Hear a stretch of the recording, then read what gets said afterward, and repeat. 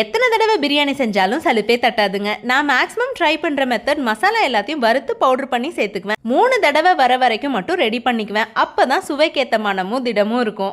எண்ணெய் ஊத்தி அது கூடவே நெய், பிரிஞ்சி இலை சேர்த்து கஞ்சத்தனம் இல்லாம வெங்காயத்தை தாராளமா போட்டா டேஸ்ட் தூக்கலா இருக்கும். வெங்காயத்தை சுருள நல்லா வணக்கினதுக்கு அப்புறம் தக்காளி, இஞ்சி பூண்டு சேர்த்து நல்லா வணக்கிட்டு காளான பல்கா இறக்கி மிக்ஸ் பண்ணிட்டு புதினாவை ஆட் பண்ணி வணங்குறதுக்குள்ள இன்னொரு பாத்திரத்துல அளவு தண்ணி வச்சு கொஞ்சம் எண்ணெய் சேர்த்துக்கிட்டேன். அப்படி பண்றதுனால ஒன்னோட ஒண்ணு ஒட்டாது. மசாலா நல்லா காளானோட கலந்ததுக்கு அப்புறம் காஷ்மீரி மிளகாய் தூள், ஹோம்மேட் பிரியாணி மசாலா, பச்சை மிளகா, தயிர் விட்டு நல்லா கலந்து அரை லெமன் பிழிஞ்சு விட்டு அதுக்குள்ள தண்ணி கொதிச்சிருச்சு. பாஸ்மதி அரிசி, சாப்பாட்டு அரிசி, சீரக சம்பா அரிசின்னு எதுல செஞ்சாலும் டேஸ்ட் சூப்பரா இருக்கும். அரிசியும் மசாலா கலவையும் தனித்தனியா இப்படி ஜோடி சேர்க்கறதுனால காளான் எல்லாம் கலையாம முழுசா கிடைக்கும். அவசர பிரியாணிக்கு நான் இப்படிதான் செய்வேன். ஒரு கனமான கல்லு வச்சு மூடி ஒரு குண்டா நிறைய தண்ணி நிரப்பி வச்சு 10 நிமிஷம் அமைதி காத்தா போதும், காளான் பிரியாணி ரெடி.